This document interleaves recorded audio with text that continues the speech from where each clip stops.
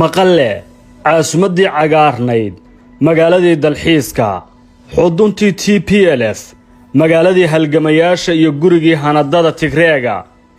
magaaladii siyaasi kasta oo geeska Afrika deganaa soo booqan jiray mar maanta magacaas ma laha waana meesha qofka bini'aadanka uu malaha ugu nimcaan lahaa inuu maanta joogo hooga iyo halaaga ka jira awgeed koob iyo 20 cisho oo dirirta waqooyiga Itoobiya dagaal ka fog banaankeeda uu ka socday askartuna aysan isku muuqan saacado hortood waxa qarxay dagaal xambaarsan macnaha dhimasho qax silic saxariir walbahaar iyo matalaad kasta oo cabsi iyo baqdin lagu mataalo dadbaabaadkii ugu badnaa ee ka howlgala dagaal geeska ayaa magaaladan ku foorara waa wax ka badan kuwii xuduudda waqooyi ee isla gobolkaas 20 sano ka hor u jeeday waa dagaalkii ay isku hayeen Itoobiya iyo Eritrea ciidanka xoogga qaran ee Itoobiya ayaa isdiyaarin 3 maalin ahayd kadib bilaabay howlgal 4 jihaha kadib go'doongelin la geliyay magaalada Maqalle xabadda ugu fog magaalada waxay kaga hoobanaysaa 40 ilaa 30 kiiloomitir fogaan u jirta waana dhul buuralay oo godad ku teedsan yihiin ayna adag tahay in ciidanku hor si fudud uga gudbo dhimasho la'aan diyaaradaha iswada iyo tan la duuliyo ayaa duqeymo adag ka wada gudaha magaalada waxaana xogaha qaar ay sheegayaan maanta kaliya la duqeeyay wax ka badan 20 goobood wax ka yar 2 saac taas oo marakac ka howlgalka socda culayskiisa sargaal sare oo ka tirsan militariga dalkaas Itoobiya gaar ahaan qaybta sare ee howlgelinta ayaa sheegaya in ay adag tahay in si fudud loogu galo magaalada Maqalle ወይም ሄዋኔ ላይ በመገናኘታችን ያለኝን wuxuu tibaaxay in buurihii dalxiisku noqon doonaan qabuuraha dabarjara askarta dalkaasi waxaad moodaa in la keenay wixii buur ku taalay adduunka halkan waa la yaab ma sahlana halkan dhimasho mooye si fudud looga gudbi karo waan jiiraynaa sababtu maxay tahay midnimada dalkeena ayaa sidaas ku jirta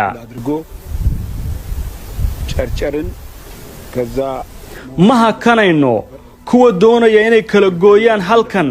ayaa lagu soo afjaraya ayuu generaalka military oo horay TPLF ugu eedeeyay dagaalka Eritrea lala galay inuu jabiyay ciidan xoog badan oo loo dhiibay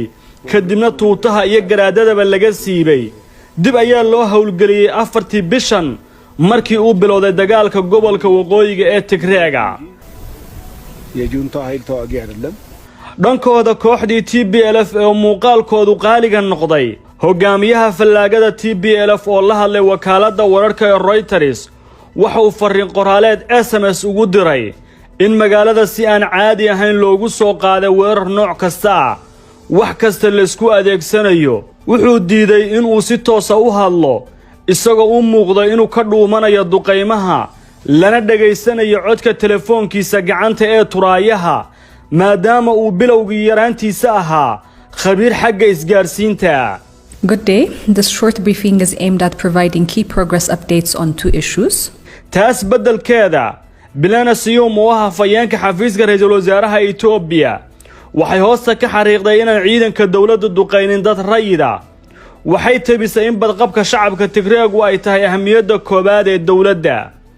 ciidanka Itoobiya oo 24 cisho dagaal kula jira TPLF ayaa hadda kaabiga ku haya magaalada Maqalle ee xarunta Tigreega oo ay ku nool yihiin nus milyan qof dagaalka asqeeye Maqalle ayaa ka dambeeyay dhowr dhaqdhaqaaq siyaasadeed oo nabad raadinaha kuwaas oo ugu dambeyn soo afgabagaboobay fashilmayna kuwaas ka horna waxaa jirtay nabad xilligii la wanaagsanaa abi wuxuu xilligaasi sheegtay inuu raadiyo jid kasta oo nabad lagu keeno laakiin uu waayay ra'iisul wasaaraha Itoobiya ayaa ka diiday dhambaal nabadeyn ah midowga Afrika wuxuuna sheegay in kooxda TPLF tahay koox fallaaga ah oo diiday sareynta sharciga mudana in la soo qabto si ay wehel ugu noqdaan sheelada xabsiga iyo kuraasta maxkamadaha abi wuxuu u sheegay ergada midowga Afrika inuu dhamaaday waqtiga dulqaadka badbaadada Itoobiyana tahay doonis aan laga noqonaynin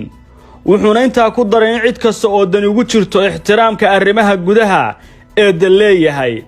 TPLF oo wadahadalkii lagu diiday isticmaashay fariin siyaasadeed oo ay qaadeen tiro gantaallaha oo xalay booqday Casmara caasimadda Eritrea balse taas warcelinteeda wali lagama hayo awowga weyn ee kooxdan ee Asiyaasi Afwerki bilowgii xabaddu waxaa sidoo kale booqasho degdeg ku yimid dalka Itoobiya dariska la Cabdifataax Asiisiga Masar xukuma waa Suudaanta Koonfureed Al-Siisi waxa socdaalkiisa lagu fasiray inuu yahay inuu marin ay ka baxaan u raadiyo saaxiibadiisa Tigreega ee xabaddu halkaysay iyo inuu garab weydiisto Juba si uu fuliyo duulaan qorshaysan oo ku beegsanaya biyo-xireenka Itoobiya oo dhaca xuduudda Suudaan ay la leedahay dalka Itoobiya si weyn ayaa arrimahan la isku weydiinayaa dib ayaana warbixin ugu eegi doonaa booqashada Siisi ee koonfurta Suudaan iyo indhaha ay ku haysay Itoobiya iyo waxa ugu dambeeya ee marxaladdu ay noqon doonto